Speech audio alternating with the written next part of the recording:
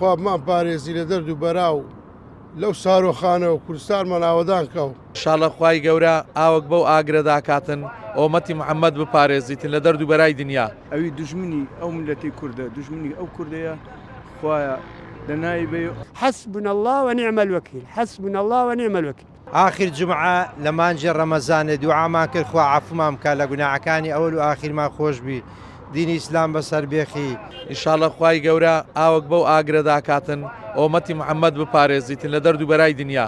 داواکارین شەوی لەیلەتڵ قەدرمان بە نسیب کاتن. دوعای ئەومان کرد گوتمان خوا ئەو سەر سوورەمان سەدا ئاوەش بۆ ئاگرێ داکەی. ئەو سەرم دەمیرەوە کوردستانمان ئەمین و ئەمانەت کەی و لەدەست زالمان.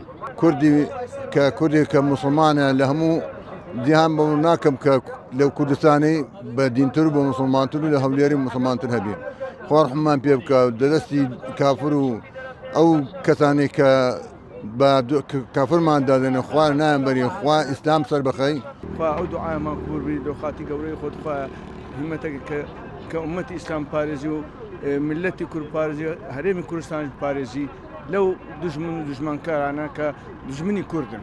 حمل بە هەموو مسلمانان کردە ئینشاءڵڵا هەموو مسلمانان ئاسوودە دەبن ئەو شەڕ و شەقە ناومان نامێنێت ئینشاءڵڵا ئەو تەقە و توقژ نامێنێت ئینشاءڵڵا شارە خوا ڕۆژەکانمان قبول دەکات لە هەموو کەسێکی. خوا بمان پارێزی لە دەرد و بەراو لەو سارۆخانە و کوردستانمان ئاوەدان کەو لە مانجی ڕەمەزانە ئینشاڵڵا بە خێر و خۆشی بەڕێ دەکەین و اللهم إنك عفو كريم تحب العفو فاعف عنا.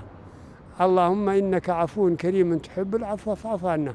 حسبنا الله ونعم الوكيل، حسبنا الله ونعم الوكيل، حسبنا الله ونعم الوكيل.